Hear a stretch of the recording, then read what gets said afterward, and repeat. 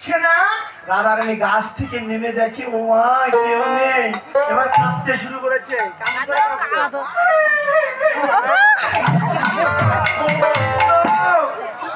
আমাকে একাকিনী এখানে নিয়ে এসে তুমি কোথায় হারালে?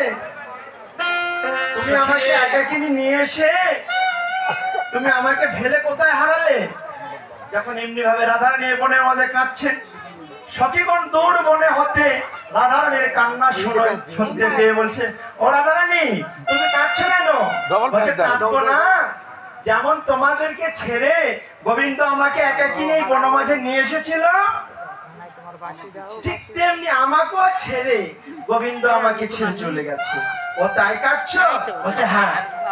তাহলে গোবিন্দকে যদি না পাই তার উপায় গোবিন্দের চরণে চিন্তিত চরণ কমলে আমরা সবাই ঘোরাঘুরি দেব, দেখি গোবিন্দকে পাই।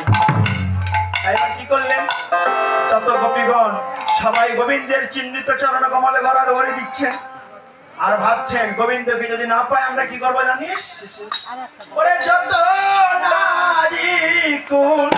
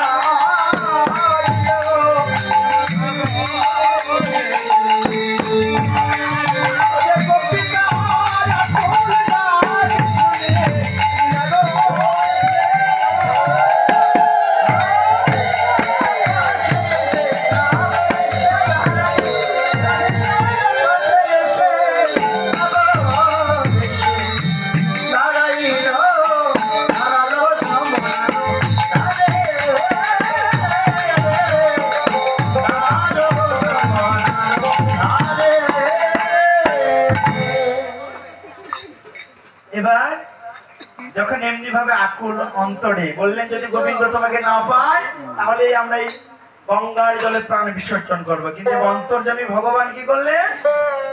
মৃদু মৃদু বাঁশি যখন বাজাতে লাগলে মরণ শরীরে পড়া পাইল,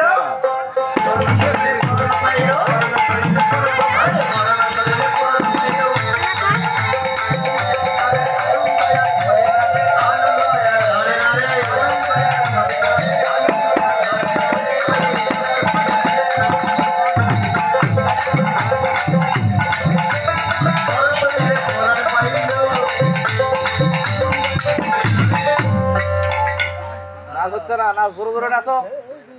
ছোট মানুষ